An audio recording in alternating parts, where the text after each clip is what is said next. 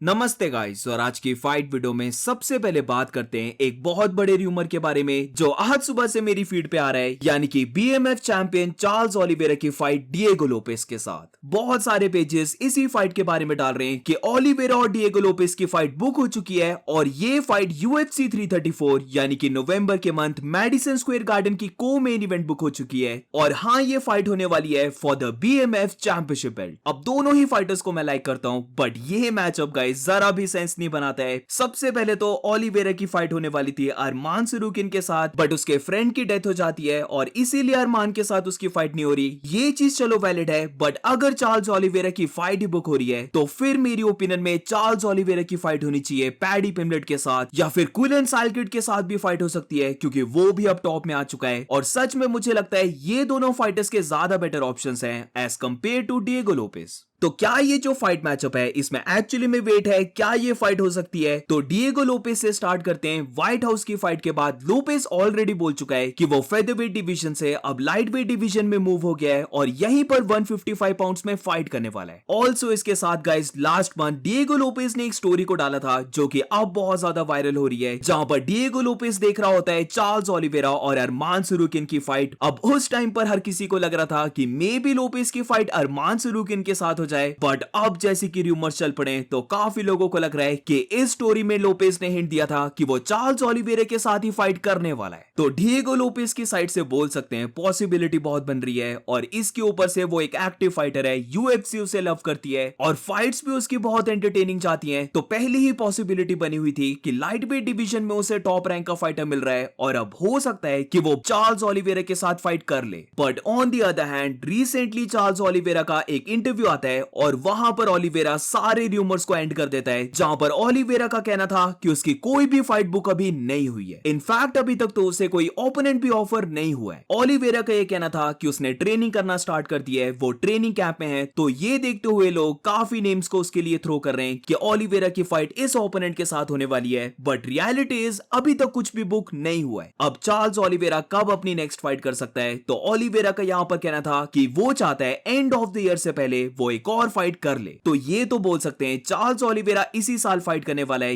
या तो वो नवंबर के मंथ मैडिसन स्क्वायर गार्डन में करेगा, या फिर जो साल का लास्ट इवेंट है यानी कि दिसंबर के मंथ, वहां पर भी ओलिवेरा फाइट कर सकता है। पर्सनली मैं तो चाहता हूं कि ओलिवेरा की फाइट जस्टिन गेची के साथ हो जाए, I mean light weight belt के लिए फाइट हो जाए। बट अगर ओलिवेरा की फाइट जस्टिन के साथ नहीं होती है तो मैं चाहता हूं कि ओलिवेरा की फाइट पैडी पिम्बलेट के साथ हो जाए, या फिर उसकी फाइट कुलन साइकिड के साथ भी मुझे बहुत अमेजिंग लग रही है। ऑल्सो जब डिएगो लोपेस की बात होती है तो ऑलरेडी उसे 2 टाइटल शॉट मिल चुके हैं, जहां पर अलेक्जेंडर के साथ उसने 2 फाइट्स की थी, वो दोनों को लूज किया। सेकंड फाइट में तो अलेक्जेंडर और भी ज्यादा इजी वे से विन कर जाता है। और उसके बाद अगर हम व्हाइट हाउस में देखें तो डिएगो लोपेस ने फेदरवेट में ही फाइट की थी और एक लो रैंक ओपोनेंट के साथ फाइट की थी। तो ये चीज भी फेयर नहीं है कि अरमान सरूकिन को एक और फाइट करने पड़ रही है जहां पर कोई भी बेल्ट इन्वॉल्व नहीं है, वेरस दूसरी साइड डिएगो लोपेस फेदरवेट से लाइट वेट आ रहा है और एक और बार उसे किसी न किसी बेल्ट के लिए फाइट मिल जा रही है। अब फाइट रूमर्स की बात चली है तो मूविंग ऑन, अब बात करते हैं वेल्टरवेट डिवीजन के बारे में, जहां पर कार्लोस प्राटेस कॉल आउट करता है वेल्टरवेट चैंपियन इस्लाम महाचेव को। तो जैसे ही ये अनाउंसमेंट आती है कि UFC 334 नवंबर 14 को होने वाला है और ये मैडिसन स्क्वायर गार्डन का कार्ड है, तो एकदम से कार्लोस प्राटेस इस्लाम महाचेव को कॉल आउट करता है, जहां पर हम देख सकते हैं उसने इस्लाम को टैग किया है और #AddNew डाला है। इस चीज को मैं ऑलरेडी कवर कर चुका हूं कि इस्लाम महाचेव ने बोला है कि वो चाहता है वो नेक्स्ट ईयर फरवरी के मंथ से पहले ही फाइट कर ले, क्योंकि रमजान आ जाएगा, फिर वो इतने टाइम तक फाइट नहीं कर पाएगा। तो इसीलिए वो पहले ही फाइट करना चाहता है और सबसे ज्यादा बेस्ट होगा कि वो इसी साल के एंड में फाइट कर ले। तो एंड में फाइट कर ले यानी कि 2 ही कार्ड्स बचते हैं। एक तो नवंबर का सबसे बड़ा इवेंट है मैडिसन स्क्वायर गार्डन का, या फिर अगर यहां पर नहीं होती है और इस्लाम को अगर थोड़ा सा और टाइम चाहिए तो अप्रोक्सीमेटली 1 मंथ के बाद यानी कि दिसंबर 12 को लास्ट नंबर इवेंट है, वहां पर भी इस्लाम अपना रिटर्न कर सकता है। इस्लाम ऑलरेडी बोल चुका है कि प्राटिस ही डिजर्विंग है और इसी के साथ प्राटिस भी बोल चुका है कि वो एक और फाइट नहीं करने वाला है, बल्कि वो वेट करने वाला है इस्लाम की हील अप होने की, और जब भी इस्लाम फिर से रेडी होता है तो वो उसी के साथ फाइट करने वाला है। तो इस्लाम वर्सेस प्राटिस की फाइट इसी साल के एंड में हो सकती है गाइस, और ऐसी ही फाइट्स की वजह से ये जो एंड ऑफ द ईयर है ये बहुत बड़ा बन सकता है गाइस, जहां पर काफी बिग नेम फाइटर्स इसी साल के एंड से पहले फाइट करने वाले हैं। और मूविंग ऑन, तो अब बात करते हैं मोवजारी ब्लोएव के बारे में, जहां पर वो फेदरवेट चैंपियन एलेक्जेंडर वोल्कानोव्स्की का रिप्लाई दे देता है। तो कपल ऑफ वीडियोस पहले मैंने इसको कवर किया था कि एलेक्जेंडर ने एक इंटरव्यू में बहुत बड़ी स्टेटमेंट को दिया था कि अगर वो मोवजार की फाइट में बहुत बुरे तरीके से हारता है, यानी कि डोमिनेट होकर बीट होता है, तो फिर वो रिटायरमेंट ले लेगा। तो इसी चीज को लेकर मोवजार इवलॉइव ने भी रिएक्शन दिया है, जहां पर उसने भी इस बात को बोल दिया है कि अगर वो एलेक्जेंडर से बीट हो जाता है तो